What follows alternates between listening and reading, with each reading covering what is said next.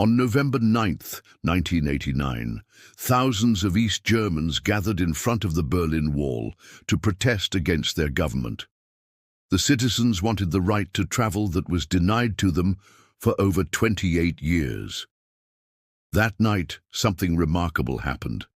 The German Democratic Republic, East Germany, opened the border gates, allowing free movement across the wall. A crowd surged through the opening and headed toward the west, and by the next morning, people were already scaling the barrier, ripping down sections of it and carting away pieces of it to their homes. It had been 4 days since Soviet leader Mikhail Gorbachev announced a relaxation of border restrictions. He called for the removal of all internal borders within the Eastern Bloc.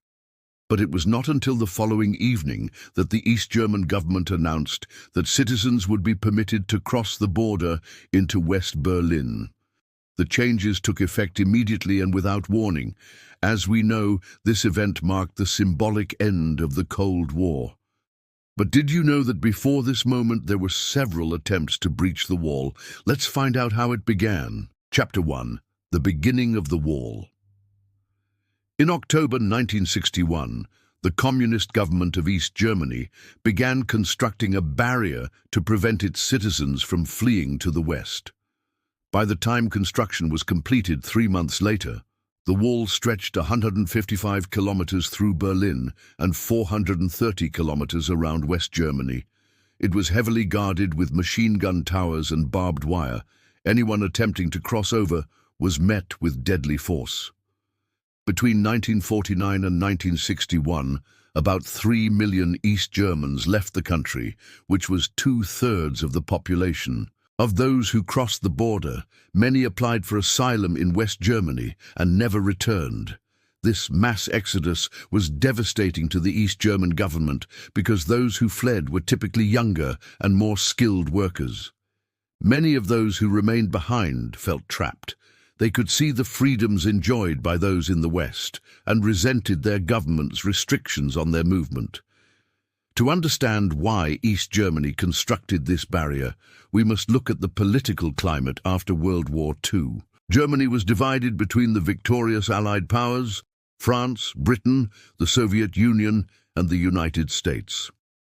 This division soon became a political one, creating 2 separate states: the Federal Republic of Germany, or West Germany, and the German Democratic Republic, or East Germany. While both claimed to be true Germany, they differed greatly in their ideologies. West Germany was a democracy aligned with the West, while East Germany was a communist state allied with the Soviets. People living in the East experienced severe restrictions on their civil liberties. They faced tight government controls on nearly every aspect of their lives, including what they could read, say, and even listen to. To make matters worse, East Germany's economy lagged far behind that of the West. Dissatisfaction grew among its citizens.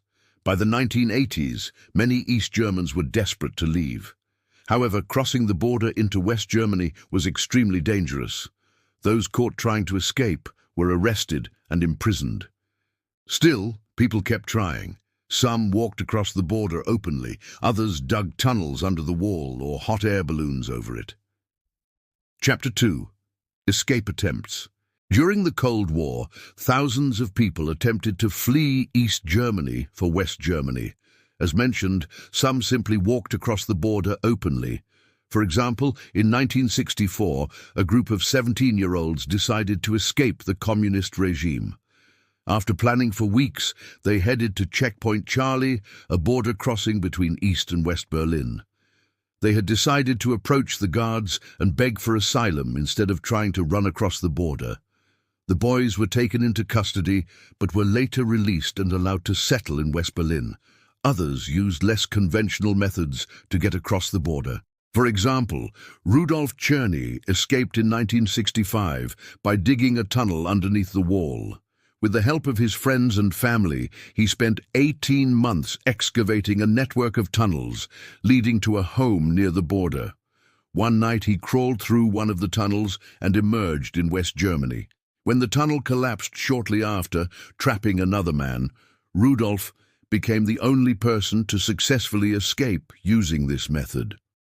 Perhaps the most daring escape attempt occurred in 1966, when 19-year-old Joseph appeared at Checkpoint Charlie.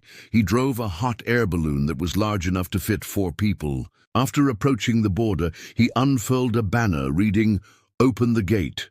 In response, the guards fired at him and shot down his balloon. Joseph sustained multiple injuries, but a West German doctor was able to stabilize his condition. Soon he was transferred to a hospital where he made a full recovery. Later, Joseph described his experience saying, "I saw the first bullet holes in the balloon. I started to panic.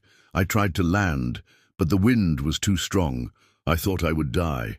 It was the worst 10 minutes of my life." Despite these accounts, most escape attempts proved unsuccessful.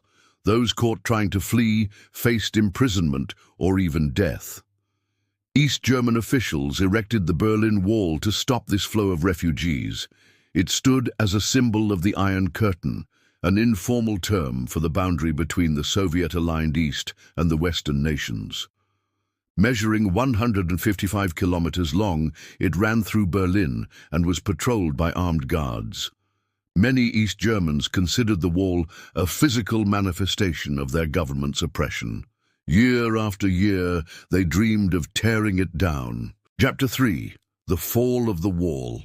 The fall of the Berlin Wall was the result of several converging factors. First, the strength of the Soviet Union had been declining. Since the 1970s, its economic growth had slowed dramatically due to inefficient leadership and corruption. Additionally, the Soviet Union had spent vast amounts of money maintaining its military and supporting communist regimes worldwide, leaving little for consumer goods or public services. By the 1980s, its economy had deteriorated significantly. Mikhail Gorbachev became the leader of the Soviet Union in 1985. He understood that the nation was in serious trouble and quickly began introducing reforms to address the situation. His policies of glasnost and perestroika aimed to increase transparency and restructure the Soviet economy. These changes unintentionally led to calls for greater political openness and criticism of the government. Citizens began demanding the right to speak freely and participate in elections. Gorbachev had hoped to maintain control while implementing reforms, but he had not anticipated this outcome. Meanwhile, in East Germany, citizens had grown increasingly frustrated with their government's restrictions. Many wanted to leave the country, and the wall that prevented them from doing so had become a powerful symbol of oppression. The government had always maintained a strong presence along the border, but it had become difficult to keep people from crossing over. Over the years, the border area had become highly fortified with guard towers and barbed wire. Despite this, almost 100 people had successfully fled to the west each year. In the summer of 1989, East German authorities tightened security along the border in response to a spike in escape attempts. However, this only fueled further discontent among the population. On September, thousands of East Germans gathered at the Bornholmer Strasse border crossing to protest the government's restrictions. They demanded the right to travel freely. The peaceful protest remained under control, and no one tried to cross the border that night. But tensions were high, and the people were determined to take action.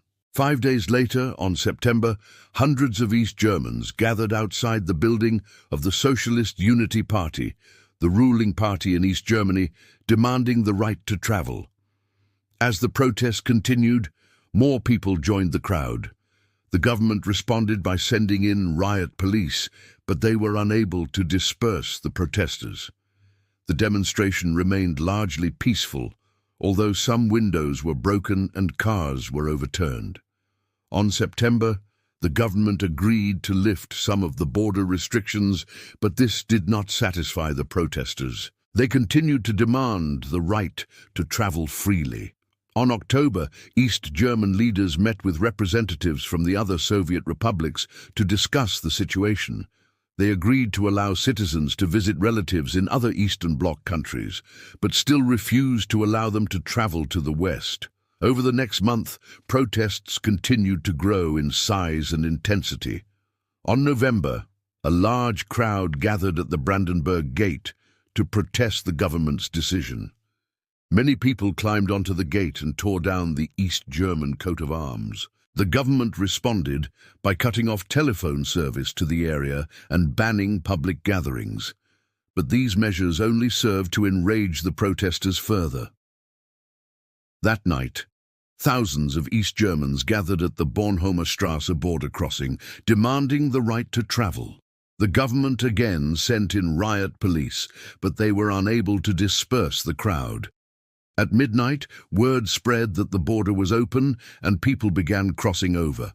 The guards did not resist, and by the next morning, thousands of West Germans had entered the city. As news of the border opening spread, people began gathering at other border crossings. Soon, crowds had gathered at all three of the major crossings between East and West Berlin. The government quickly realized that it could not stop the flow of people and announced that the border would remain open. Now, have you ever visited Berlin? What are your thoughts on this event? Let us know in the comments below. Don't forget to subscribe. Thanks for watching.